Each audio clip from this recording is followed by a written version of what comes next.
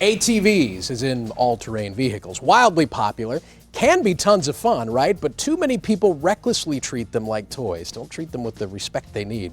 ATV accidents can land you in the hospital, not to mention the weeks of rehab and lost work. So, I don't know, maybe it's time to get smart about this topic. Andy Crouppen is with the law firm Brown & Crouppen. Andy, how are you? I'm great. How about you? Nice to have you back. Here's what I'm thinking.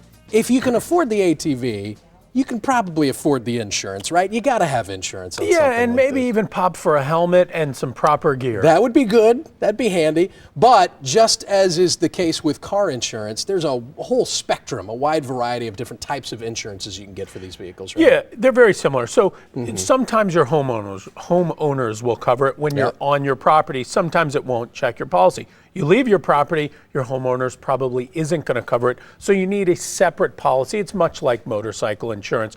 The varieties, you can get comprehensive coverage, which is not all that comprehensive. Yeah. It just covers, like if a tree falls on it while you're not on it or it gets stolen. Something that doesn't have to do with a collision, Exactly. basically. Yeah. And then there's collision insurance, which Right. will just cover the property damage if you hit a tree or something. But you really want to have some property damage or some bodily injury and liability coverage that will cover if you do some damage to somebody else's property or person. You can also get underinsured, uninsured motorist coverage. There's no limit to the amount of insurance you can buy, but be smart. Consult with an insurance agent and get enough to cover yourself and anyone you may injure. It's not going to cost $1 million, but it's It going to is give not. you peace of mind because, yeah, heaven forbid you damage someone else's property or worse yet, damage someone else. You want a safety net there for sure.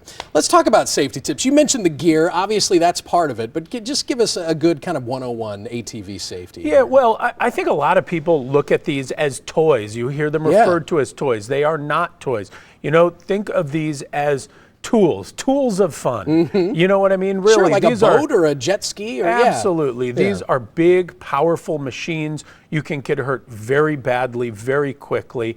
So be smart, be safe. Don't ride them on the road. Don't ride them when in an out-of-control manner. Wear a DOT-approved helmet.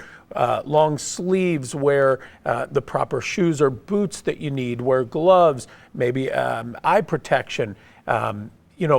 Never put a child unattended on one of these things, especially one that's designed for adults, because part of the turning is done by body weight. So if you have a 40-pound kid on a big adult machine, no matter how good of a rider they are, they may not be able to operate it safely. We're not telling you not to ride it. We're not even telling kids or minors not to ride it. Just do it with some supervision and do it the right way. Yeah, and have a little respect for how powerful these things and how dangerous they can actually be. Andy, thank you very much. We're going to go four-wheeling right after the show. Let's go. If you'd like to get in touch with Brown & Crouppen, you can call them anytime, 314-222-2222, or check out their website. That, of course, would be getbc.com.